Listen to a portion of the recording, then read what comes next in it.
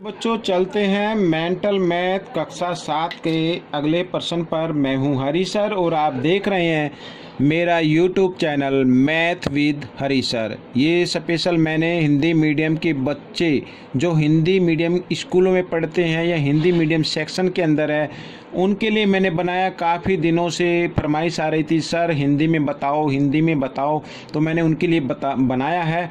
और जो भी कोई आपको मिलता है प्लीज़ उसको भी शेयर कीजिए, अच्छा लगे तो लाइक कीजिए और इसमें से सीखकर दूसरों को ज़रूर सिखाएं। आइए चलते हैं प्रश्न नंबर 16 पर। यहाँ पर देखिए बच्चों, प्रश्न नंबर 16, निम्न संख्या रेखा से a प्लस बी घटा यहाँ पर a जमा बी घटा सी का योज्य प्रतिलोम ज्ञात कीजिए। हमें योज्य प्रतिलोम हमें बताना है और लाइन आपके सामने है। आइए मैं इसको करना शुरू करता हूँ। यहाँ से मैं एक पेज ले लिया मैंने और इसको मैं करना शुरू करता हूँ। तो बच्चों मैं आपको एक बात बता देता हूँ, यहाँ पर मैं अलग से लाइन नहीं ड्रॉ करने वाला हूँ, खींचने वाला नहीं हूँ, क्योंकि थोड़ा टाइम ज़्यादा लगेगा। मैं सिर्फ आपको इसमें से एक्सप्लेन करूँगा, ऐसे इसको मैं बताऊँगा। का पहले लिख लेता हूँ मैं, योज्य प्रतिलोम, ठीक है, ये ज्ञात करना है। तो इसी रेखा से हमें a जमा बी और घटा सी का मान रख लेना है। तो a पर देखिए यहाँ पर ये घटा 3, तो घटा 3 मैंने रख लिया, जमा का निशान। b पर b का मान रख लेते 4, ये घटा का निशान। और c पर c का मान रख लेते हैं, यहाँ पर ये घटा 4 आ गया बच्चों, इधर तो घटा 4 नहीं घटा 6 आ गया, ये इस तरीके से, ठीक है, ये आ गया।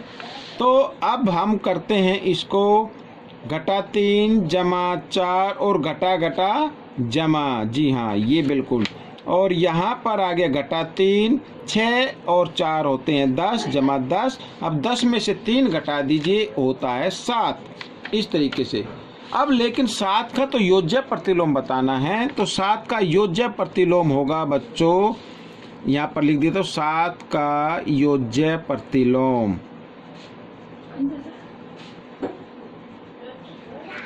घटा 7, ठीक है। एक ऐसा नंबर जिसको हल करने से उत्तर क्या है, 0 आए, वो घटा 7 है, ठीक है। अब हम करेंगे प्रश्न नंबर 47।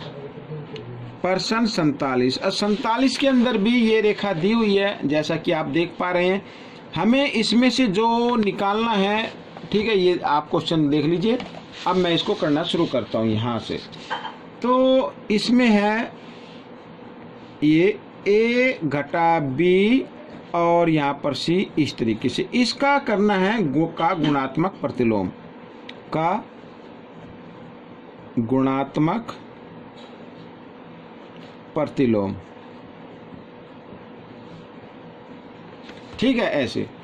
तो यहाँ पर अब a की जगह a का मान देखो, यहाँ पर लिखा है a का मान है यहाँ पर 15, b का मान है यहाँ पर 35 और c का मान है यहाँ पर घटा 20, ठीक है। आइए लिख लेता हूँ मैं। तो a का मान है बच्चों क्या, 15, घटा b का मान है यहाँ पर 35, ये मैंने लिख लिया, और c का मान है बच्चों यहाँ पर घटा 20, इस तरीके से। ब्रैकेट को हल करते हैं, 35 में से 15 घटा दीजिए 20, बड़े नंबर के सामने घटा का निशान, इसी घटा का निशान, ब्रैकेट और इस अंक के बीच में कोई निशान है तो गुणा, इस तरीके से ब्रैकेट में भी रख सकते हैं ऐसे। घटा से घटा को गुणा करते जमा में आ जाएगा, 20 को 20 से गुणा किया 400, ठीक है। ये तो आ गया उत्तर, लेकिन अभी कंप्लीट उत्तर नहीं है, पूरा उत्तर नहीं है। क्यों? क्योंकि हमें गुणात्मक प्रतिलोम लिखना है। आप गुणात्मक प्रतिलोम के लिए क्या करेंगे, इस संख्या का रेसिप्रोकल कर देते। इसके नीचे आप एक हर के रूप में लीजिए और इसको क्या करना है, एक को तो बना देना अंश और 400 को बना देना है हर। तो इस संख्या का उल्टा हो गया ना, योज्य प्रतिलोम हो गया ये, ठीक है बच्चों। तो ये आपका उत्तर निकल गया। अब हम करेंगे प्रश्न नंबर 48। 48 में देखो क्या लिखा है, पहले पढ़ लेते हैं। 3 पूर्णांकों का गुणनफल घटा 900 है। यदि 2 पूर्णांक 25 और घटा 6 हैं तो तीसरा पूर्णांक ज्ञात कीजिए।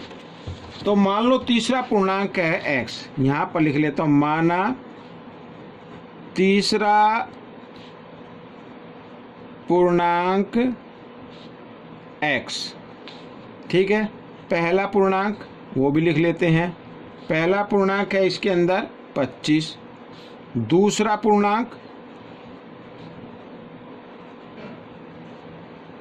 पूर्णांक है घटा 6, और गुणनफल क्या है वो भी लिख लेते हैं। गुणनफल है बच्चों यहाँ पर घटा 900। अब प्रश्नानुसार करते हैं, तीसरा पूर्णांक गुणा पहला पूर्णांक गुणा दूसरा पूर्णांक, ऐसे, और इनको जब गुणा करते हैं तो आता है घटा 900। अब यहाँ पर 25 को 6 से गुणा कर दीजिए, ये घटा है ये जमा है, घटा जमा घटा तो 25 छिक्का 150 होता है, यहाँ पर ये आ गया, और गुणा x, इस तरीके से लिख सकते हैं घटा 900। अब यहाँ पर घटा से घटा का निशान काट दीजिए। अब x का मान निकालना है, यानी तीसरा पूर्णांक निकालना है, तो हम x को इधर ही लिख लेते हैं, 900 यूं का यूं लिखेंगे, और x के साथ ये 150 गुणा के रूप में है, इधर ये भाग के रूप में आ जाएगा, ऐसे कर लेते हैं, काट देते, 0 से 0 को डिवाइड कर दिया, 15 से 15 एकम 15, 15 छिक्का 90, तो x बराबर आ गया बच्चों 6। तो तीसरा पूर्णांक क्या आ गया, 6 आ गया। लिख लेते हैं तीसरा पूर्णांक 6, ठीक है, ये आ गया। अब हम करेंगे प्रश्न नंबर 49। यहाँ पर प्रश्न नंबर 49 करते हैं, पहले पढ़ लेते हैं इसको। लिखा है a बराबर 9 घटा 9 भाग 3, b बराबर घटा 4 जमा 6, c बराबर 2 और फिर ब्रैकेट घटा 4, d बराबर घटा 5 घटा 3, और ये गुणा का मतलब होता है, इसका डॉट लगे ना गुणा, तो मैं इसका गुणा का निशान लगा देता, 2 को आरोही क्रम में व्यवस्थित कीजिए। ठीक, आरोही का मतलब पहले छोटा फिर बड़ा फिर बड़ा।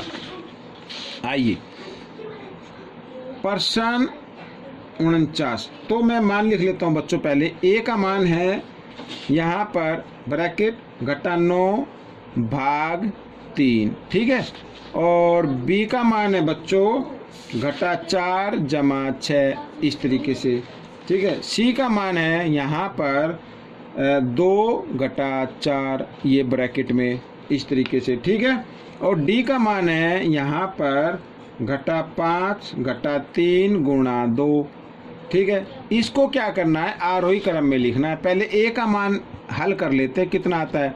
अब यहाँ पर 9 को 3 से भाग करना है, तो 3 तिया 9, लेकिन घटा है, ये तो घटा नहीं है, इसलिए घटा का आएगा, तो यहाँ पर क्या आ जाएगा, घटा 3, ठीक है। b को भी हल कर लेते हैं, ये जमा ये घटा, घटा जमा घटा, 6 में से 4 गए, 2 आ गया, ठीक है। c, अब ये देखो, एक ब्रैकेट में एक ब्रैकेट से 12 गुणा करेंगे तो 2 चौक 8 होता है, घटा जमा घटा, घटा 8 आ गया। अब d का भी मान लिख लेते हैं। अब यहाँ पर d का मान निकालने के लिए मैं थोड़ा सा इधर एक्सप्लेन करता हूँ आपको। देखो, पहले हम करेंगे गुना, तो घटा 5 यूं का यूं, गुणा का निशान 2 और 3 के बीच में है, तो 2 तिया 6, यहाँ पर ये आ गया 6, इस तरीके से, ठीक है। तो घटा 5 और घटा 6 होते हैं घटा 11, ऐसे, तो d का मान आ जाएगा घटा 11। अब आरोही क्रम में लिखना है। आरोही का मतलब होता है, मैं लिख लेता हूँ, पहले सबसे छोटी संख्या, आरोही क्रम, सबसे छोटी संख्या। अब सबसे छोटी संख्या हमारे पास देखो, ये 4 संख्या है। सबसे छोटी संख्या वो होती है वैसे तो अगर ये जमा की होती तो 0 ही माना जाता ना, लेकिन इसमें घटा के भी नंबर आ गए। अब घटा के नंबर आ गए तो जो 0 से ज़्यादा दूरी पर होगा वो सबसे छोटा होगा, यानी घटा 11, ये सबसे छोटा नंबर है। इससे बड़ा कौन सा होगा, घटा 8, इससे बड़ा होगा घटा 3, और इस सबसे बड़ा होगा 2, ठीक है, इस तरीके से। और घटा 11 आया है d के लिए, तो d क्या है, सबसे छोटा है। इससे बड़ा नंबर आएगा इधर जो है c, इससे बड़ा नंबर आएगा इधर जो आएगा a, और सबसे बड़ा नंबर है b यहाँ पर। तो बच्चों ये प्रश्न आपका हल हो गया। इस तरीके से आप इसको लिख सकते हैं। अब हम करेंगे प्रश्न नंबर 50। परसेंट 50 यहाँ पर पढ़ लेते हैं पहले, ठीक है।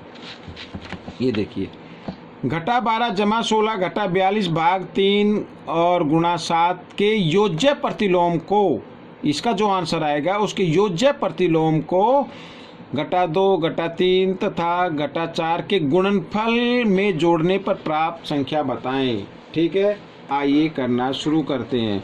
तो सबसे पहले बच्चों मैं इस संख्या को लिख लेता हूँ यहाँ पर, घटा 12 जमा 16 घटा 42 और ये भाग का निशान है इधर, फिर है 3 गुणा 7 और ये बार का निशान है यहाँ पर। योज्य प्रतिलोम, ठीक है, योज्य प्रतिलोम, ये इसका निकालना है योज्य प्रतिलोम, ठीक है, योज्य प्रतिलोम निकालना है। ये निकाल लेते हैं। इस योज्य प्रतिलोम को निकालने के बाद हमें क्या करना होगा, ये एक संख्या घटा 2, फिर है घटा 3 और एक है घटा 4, इसके गुणनफल में जोड़ना होगा। ठीक है, इसके गुणनफल में जोड़ना होगा। आइए करना शुरू करते हैं। तो यहाँ पर बच्चों बोर्ड मास का नियम आपको देखना है, उससे पहले आपको नियम के अनुसार ही करना है। तो जैसे बार का निशान है, सबसे पहले बार का करते हैं, तो 7 गुणा 3 21, ठीक है, हो गया ये। अब हमें भाग करना है, उससे पहले जो नंबर है उसे यूं क्यों लिखें, नियम यही कहता है। अब 42 को 21 से भाग करते तो कितना आएगा, 2 आएगा। 21 दूनी 42 होता है। इधर बढ़ा लेता हूँ मैं। अब हमें करना क्या है, देखिए यहाँ पर 16 है और ये 12 और 2, घटा 12 और घटा 2 घटा 14, ठीक है। अब यहाँ पर ये जमा, ये घटा घटा जमा घटा, ये आ गया 2। अब 2 का योज्य प्रतिलोम क्या होगा, यहाँ पर लिख ले 2 का योज्य प्रतिलोम, योज्य प्रतिलोम, ठीक है, का योग प्रतिलोम क्या होगा, घटा 2 होता है। 2 का योज्य प्रतिलोम क्या होगा, घटा 2 होगा। ठीक है बच्चों, यहाँ पर इतना समझ में आया। आइए आगे कर लेते हैं। फिर लिखा है कि घटा 2, ये जो नंबर लिखे हैं ये नंबर, इनका गुणनफल में, आइए गुणा कर लेते हैं। 4 तिये 12, 12 दूनी 24। अब निशान घटा का 3 बार है, 1 2 3 और 3 होती है विषम संख्या, तो इसका उत्तर भी घटा में ही आएगा। अब ये गुणनफल आ गया, लिखा है इस गुणनफल में 2 का जो योज्य प्रतिलोम आया है उसको जमा कीजिए। जमा करने के लिए जमा का निशान और ये योज्य प्रतिलोम इस तरीके से, लेकिन घटा 24 यहाँ पर और जमा घटा घटा 2, तो घटा 24 और घटा 2 होता है बच्चों घटा 26। ये आपका उत्तर आ गया बच्चों यहाँ पर, ठीक है, ये आपका उत्तर आ गया। आपको ये प्रश्न कैसा लगा मुझे कमेंट्स में ज़रूर लिखें और इसमें से सीखकर आप दूसरे बच्चों को ज़रूर सिखाएं। मिलते हैं एक नए अध्याय में, तब तक के लिए धन्यवाद।